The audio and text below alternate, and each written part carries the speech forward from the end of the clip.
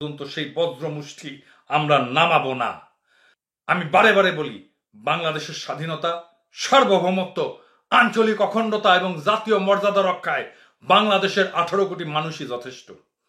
দেখেছেন, ঠিক একই কথা সি বলছে। তো বাংলাদেশের সার্বভৌমত্ব, আঞ্চলিক অখণ্ডতার, জাতীয় মর্যাদার শত্রুকে কে? চিল্লায় কন কে? আরো জোরে চিল্লায় কন। ইন্ডিয়া। সি তাইলে কারে দেখাইতেছে, কার দিকে আঙুল তুলতেছে? ইন্ডিয়া। তাই সি যখন বলছিল যে চীন একটা স্বাধীন পররাষ্ট্রনীতি মেনে চলার ক্ষেত্রে বাংলাদেশকে সমর্থন করে, তখন আসলে সে কইতেছে হাসিনা একটা স্বাধীন পররাষ্ট্রনীতি অনুসরণ করতেছেন না, বরং নয়াদিল্লির নির্দেশগুলো সে বাস্তবায়ন করতেছে এবং গ্রহণ করতেছে। এর মানে সে বাংলাদেশের প্রতিনিধিত্ব করতেছে না। সুতরাং আশা করবেন না যে চীন এমন একটা শাসনকে সমর্থন করবে বা সম্মান করবে যেটা তার কাজ দিয়ে প্রমাণ করছে যে এটা এমন একটা পররাষ্ট্রনীতি অনুসরণ করে যা ভারতের অধীন, এমনকি বাংলাদেশের স্বার্থের চেয়ে ভারতের স্বার্থকে প্রাধান্য দেয়। দ্বিতীয়ত উনি কইছেন বাংলাদেশের জাতীয় অবস্থার সঙ্গে মানানসীন উন্নয়নের পথ অনুসরণ করাকে সমর্থন করে। এর মাধ্যমে উনি জানাই দিচ্ছেন যে হাসিনার যে নীতি, যে জাতীয় উন্নয়নের কথা বলে ভক্তি মাজারে না, সেইটা ভারতীয় সামরিক, রাজনৈতিক এবং অর্থনৈতিক স্বার্থের জন্য অসম সুবিধা দেওয়ার জন্য। আমরা এর মধ্যেই জানি যে কিভাবে বাংলাদেশের উন্নয়নের কথা বইলা পদ্মা ব্রিজ করছে, আসলে করছে ইন্ডিয়াকে করিডোর দেওয়ার জন্য, ট্রেনের করিডোর, তাই না? বাংলাদেশের বাজার ভারতীয় পণ্যের জন্য খুলে দিছে, বাংলাদেশের চাকরির বাজার খুলে দিছে ভারতীয়দের জন্য, তাও আবার অবৈধভাবে। জাতীয় স্বাস্থ্য ব্যবস্থার উন্নতির পরিবর্তে ভারতের স্বাস্থ্য পর্যটনকে সে প্রমোট করে, মার্কেটিং করে দেয়। হাসিনা কার্যত বিনা পয়সায়, বিনা টাকায়, বিনা বেনিফিটে ভারতকে অভাবনীয় একটা ভূ রাজনৈতিক অর্থনৈতিক সুবিধা দিছে। ক্রমাগত সীমান্তে হত্যা এবং অভিন্ন নদীর পানি প্রত্যাহার সহ ভারতের ক্রমাগত আগ্রাসী নীতি সত্ত্বেও পাইকারিভাবে কাঁঠাল রানী দিয়েই যাচ্ছে। আর নির্লজ্জের মতো বলে ভারতকে যা দিছি তা নাকি তার সারা জীবন মনে রাখবে। আর বাংলাদেশে এমন একজন সাংবাদিক নাই যে জিজ্ঞেস করতে পারে আপনি কি দিচ্ছেন যা সারা জীবন মনে রাখবে। এবার আসেন গ্লোবাল টাইমসের একটা মূল্যায়ন। গ্লোবাল টাইমস একটা মূল্যায়ন করছে এই নিয়ে যে কিভাবে ইন্ডিয়া বাংলাদেশকে তার নিজের স্বার্থের অধীন করছে। গ্লোবাল টাইমস কিন্তু চাইনিজ কমিউনিস্ট পার্টি পত্রিকা, তা ওইটা যেটা কবে সেটা কিন্তু চায়নার গভর্নমেন্টের কথা, এটা বুঝলেন। গ্লোবাল টাইম পুরাই ইন্ডিয়ার দিকে আঙুল তুলে বলছে যে ভারত অন্যের মঙ্গল বিবেচনা না কইরা নিজের স্বার্থপর লাভের জন্য দুর্বল প্রতিবেশী দেশগুলোর বিরুদ্ধে আভ্যন্তরীণ রাজনীতিতে লিপ্ত হয় বা নিয়ন্ত্রণের উপায় হিসেবে পানিকে অস্ত্র হিসেবে ব্যবহার করে। প্রেসিডেন্সি আমাদের স্বাধীনতা, সার্বভৌমত্ব, আঞ্চলিক অখণ্ডতাকে বিপন্ন করার জন্য হাসিনাকে খুব ঠিকভাবে অভিযুক্ত করছেন যে হাসিনা ভারতের কাছে আমাদের গুরুত্বপূর্ণ জাতীয় স্বার্থগুলোকে পাইকারিভাবে বিক্রি করে দিছে।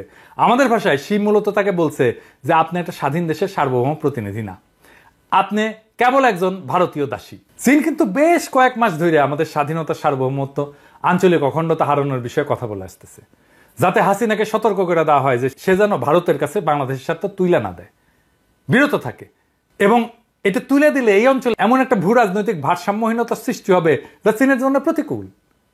স্পষ্টতই হাসিনা এই সতর্কবার্তায় কর্ণপাত না করার সিদ্ধান্ত নিয়েছে এবং এর পরিবর্তে সম্পূর্ণভাবে ভারতের ঘাটেই শয্যাশায়ী হয়েছে। পরিশেষে প্রেসিডেন্সি আরেকটা কথা বলছেন যা আমাদের সংগ্রামের জন্য অত্যন্ত তাৎপর্যপূর্ণ, সেটা হইল চীন বাংলাদেশে যে কোনো বহিঃশক্তির হস্তক্ষেপের বিরোধিতা করতে প্রতিশ্রুতিবদ্ধ। এবং এইটা সেই কাজ, সেই অ্যাকশন, সেই কথা, সেই বক্তব্য যার জন্যে ইন্ডিয়া এবং তার দাসী হাসিনা এবং তার লেসপেন্সারদের ঘুম এখন থেকে হারাম হইয়া গেছে। তিনি মূলত বলছেন যে তার শাসন বাংলাদেশে ভারতীয় হস্তক্ষেপের একটা উপজাত এবং তার কাজকাম বিশাল ভারতীয় নকশার ফল, যা পুরোপুরি চীনের গুরুত্বপূর্ণ স্বার্থের বিরুদ্ধে। চীন এই হস্তক্ষেপ গ্রহণ বা সহ্য করবে না এবং এর বিরোধিতা করার জন্য প্রয়োজনীয় পদক্ষেপ নেবে। এর মাধ্যমে প্রেসিডেন্সি হাসিনাকে এবং তার পৃষ্ঠপোষক ভারতকে তাদের আসল রাজনৈতিক চেহারা এবং কি করতে যাচ্ছে সেটা দেখাই দিছে। প্রেসিডেন্সির বক্তব্যের আরো কয়েকটা উল্লেখযোগ্য অংশ আছে, এটা একটু আলাপ করে নিই। প্রথমত তিনি বলছেন যে চীন বাংলাদেশের পুরনো প্রজন্মের নেতাদের দিয়ে প্রতিষ্ঠিত বন্ধুত্বকে লালন করে, সম্মান করে। এটা দিয়া তিনি ইঙ্গিত করছেন যে তার পিতা মানে হাসিনার পিতা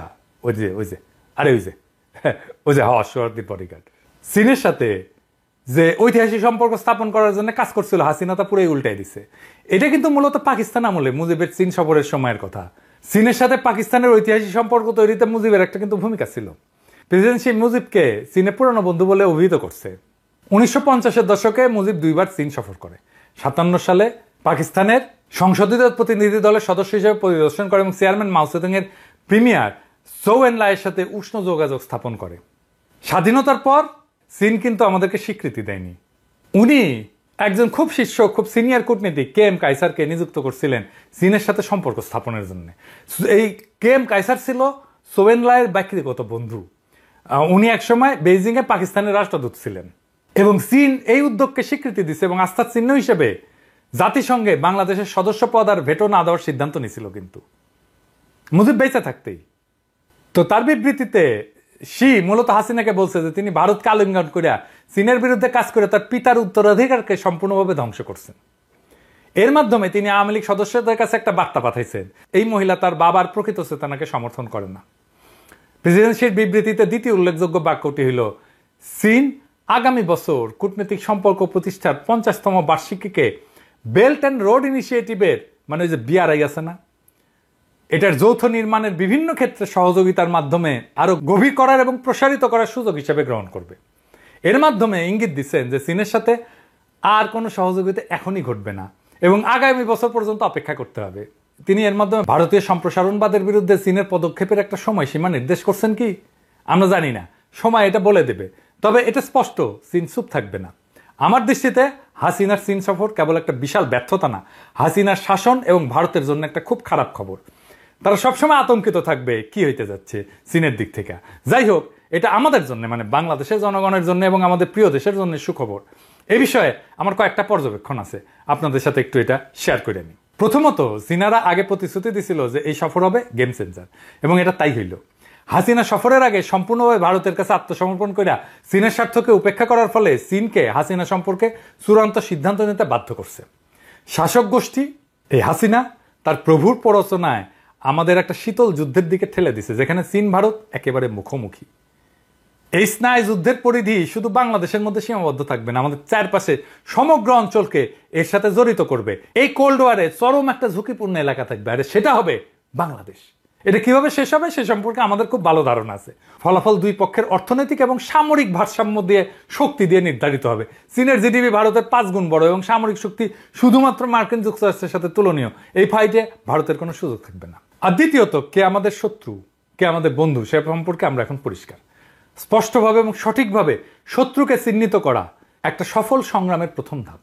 হাসিনার চীন সফর কোনো সন্দেহ ছাড়াই প্রকাশ করছে যে ভারতই এখন আমাদের স্বাধীনতা, সার্বভৌমত্ব, আঞ্চলিক অখণ্ডতাকে বিপন্ন করছে। তার ধাসী হাসিনার শাসনের পূর্ণ সমর্থন নিয়ে। হাসিনা নাকি একটা ভারসাম্যপূর্ণ পররাষ্ট্রনীতি অনুসরণ করে, এটা যে একটা ভান, এটা যে একটা নির্জলা মিথ্যা, সেটা এখন সবাই বুঝতে পারছে।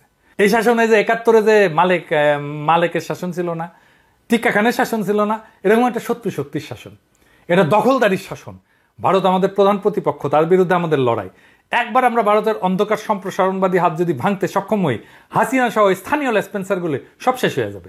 এখন যেহেতু আমাদের শত্রুদের স্পষ্টভাবে চিহ্নিত করা হয়েছে, আমাদের সবচেয়ে গুরুত্বপূর্ণ কাজ হচ্ছে শত্রুকে পরাজিত করার জন্য আমাদের উদ্দেশ্য, কৌশল এবং কাজগুলোকে সঠিকভাবে পরিকল্পনা করা। এর মধ্যে কোটা সংস্কার আন্দোলনের ছাত্ররা দারুণ কাজ করছে। এই আন্দোলন সংগ্রাম একটা রাজনৈতিক চরিত্র লাভের দিকে আগায় যাইতেছে। আমি এটা নিয়ে পরের এপিসোড করব, সেটার আলাপ পরে, আজকে না। তবে আগামী দিনগুলোতে আমরা এই জটিল বিষয়টা বিশদভাবে আলোচনা করবো একটা সূচনা বিন্দু হিসেবে।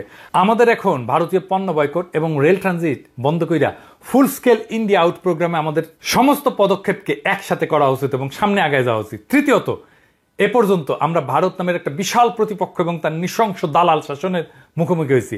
এটা ছিল শত্রুর বিরুদ্ধে একটা অসম লড়াই। এখন টেবিল ঘুরে গেছে, পরিস্থিতি নাটকীয়ভাবে পরিবর্তন হয়েছে। চীন হাসিনাকে প্রত্যাখ্যান করছে এবং আমাদের স্বাধীনতা, সার্বভৌমত্ব এবং আঞ্চলিক অখণ্ডতা রক্ষায় সমর্থন দিতে প্রতিশ্রুতিবদ্ধ হয়েছে, যা আমাদের জনগণেরও আকাঙ্ক্ষা। আমরা আর একা না। এশিয়ার সবচেয়ে শক্তিশালী জাতি, শুধু এশিয়ার না, পৃথিবীর দ্বিতীয় শক্তিশালী জাতি এবং বিশ্বের 2টা পরাশক্তির মধ্যে একটা আমাদের সংগ্রামের উদ্দেশ্যের সমর্থনে দাঁড়াইছে। সবচেয়ে গুরুত্বপূর্ণ সংগ্রামে আমাদের সর্বাত্মক ভারসাম্য শক্তির দিক থেকে প্রবল। তাই আমরা চূড়ান্ত বিজয়ের ব্যাপারে নিশ্চিত। একদিকে হাসিনা আর আমেরিকার বরকন্দাজ ভারত, অন্যদিকে বাংলাদেশের জনগণের পাশে চীন। এই লড়াইয়ে কে বিজয়ী হবে তা বলে দেওয়ার অপেক্ষা নাই। চতুর্থত, আমাদের মনে রাখতে হবে যে আমাদের লড়াই মূলত আমাদের নিজেদের লড়াই। আমরা আমাদের জাতীয় পরিত্রাণের দায়িত্ব অন্য জাতিকে দিতে পারি না এবং করা উচিত না। এটা যত কঠিনই হোক না কেন, আমাদের অবশ্যই আমাদের দায়িত্ব পুরোপুরি পালন করতে হবে এবং আমাদের উদ্দেশ্য এবং আকাঙ্ক্ষার সাথে সামঞ্জস্যপূর্ণ হইলেই আমরা আন্তর্জাতিক শক্তির সাহায্য নেব।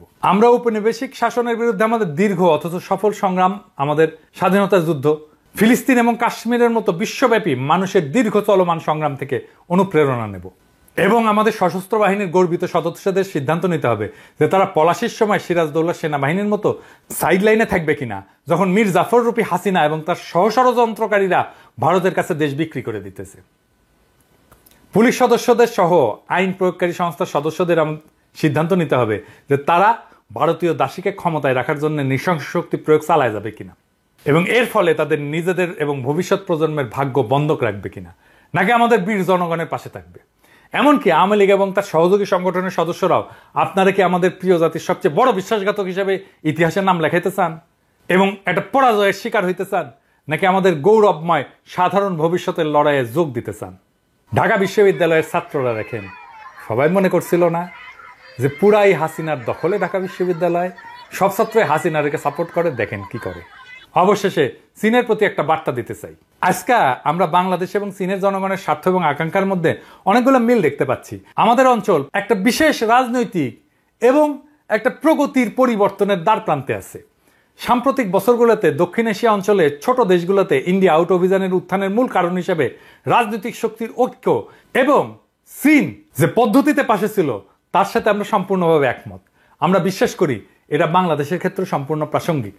বাংলাদেশে আমাদের নিজস্ব ইন্ডিয়া আউট আন্দোলনের স্বীকৃতি দেওয়ার জন্য আমরা চীনের প্রতি কৃতজ্ঞতা জানাই। চীন এবং বাংলাদেশ সহ দক্ষিণ এশিয়া এবং ভারত মহাসাগর অঞ্চলের ছোট ছোট দেশগুলোর মধ্যে ঘনিষ্ঠ অর্থনৈতিক এবং সামাজিক উন্নয়ন সহযোগিতা বৃদ্ধির জন্য চীনের দৃঢ় সংকল্প দিয়ে আমরা বিশেষভাবে উৎসাহিত হয়েছি। আমরা মনে করি চীন সমস্ত অঞ্চলের একটা ইতিবাচক রূপান্তরের ইঞ্জিন হইতে পারে। এই লক্ষ্যে আমরা চীনকে একটা নির্দিষ্ট গোষ্ঠী বা একটা নির্দিষ্ট রাজনৈতিক দলের সাথে কাজ করার সংস্কৃতি থেকে চূড়ান্ত সিদ্ধান্ত নিয়ে সরে আসার অনুরোধ করতেছি, যেমনটি এখন পর্যন্ত তারা ভারতের দাসী দুর্নীতিগ্রস্ত হাসিনার সাথে করে আসতেছে। আমাদের জনগণের সাথে তাদের একটা বিস্তৃত অংশীদারিত্বের সম্পর্ক তৈরি করা উচিত।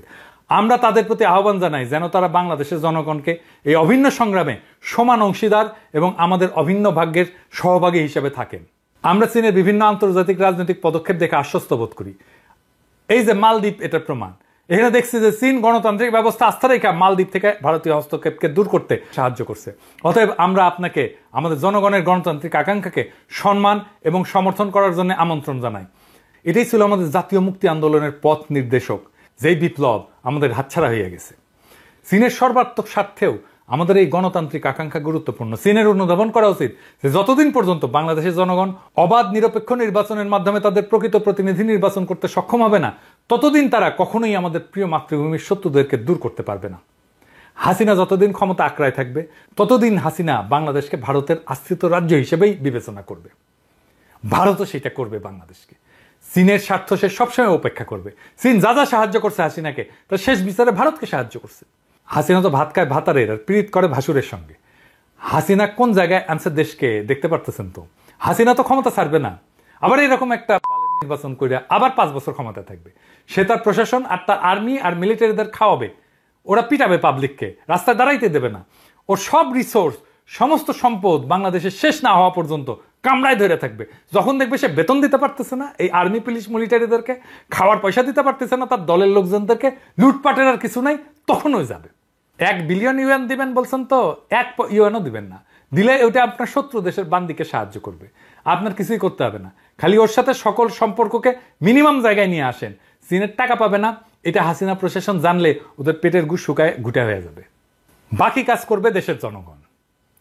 একটা দেশের 95% মানুষ যে শাসনকে ঘৃণা করে সেই রেজিম টেকান না, টিকবেও না।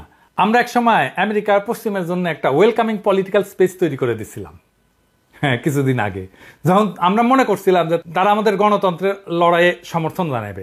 আমেরিকার তো বুদ্ধি বেশি কিন্তু আক্কেল কম, তাই পুরাই লস করছে। আমেরিকা তো কিছুই করতে হইতো না। ওই যে আজিজরে ভিসা রেস্ট্রিকশন দিচ্ছে, এটা ভোটের আগে দিলে পরিস্থিতি অন্যরকম হয়ে যেত, দেয় নাই। সারা দুনিয়ায় সব লড়াইয়ে আন্তর্জাতিক গোষ্ঠীর সাহায্য পাইছে, পায়, হয়, লাগে, হয় মরাল সাপোর্ট লাগে অথবা ম্যাটেরিয়াল সাপোর্ট লাগে। ওই আমেরিকার মতো ভুল করেন না। হাসিনাকে আমরা জয় বাংলা করবি, আজ হোক কাল হোক, ও নিজেই হয়ে যাবে। টাকা না থাকলেও কি জন্য থাকবে দেশে। চীনা টাকা না পাওয়ায় দেখেন শেয়ার মার্কেটে বিপুল দরপতন হয়েছে। মানে আপনি এবার টাকা দিবেন না, তাতেই শেয়ার মার্কেট আওলায় গেছে। আপনারা 8 টাকা দিবেন না, এটা জানলে হাসিনার তার পুরা প্রশাসন আওলায় যাবে। বাকি কাজ আমাদের। খালি ওরা জানুক যে চীন থেকে 8 টাকা পাওয়া যাবে না, নিজেরাই নিজেদের জয় বাংলা কইরা দিবে।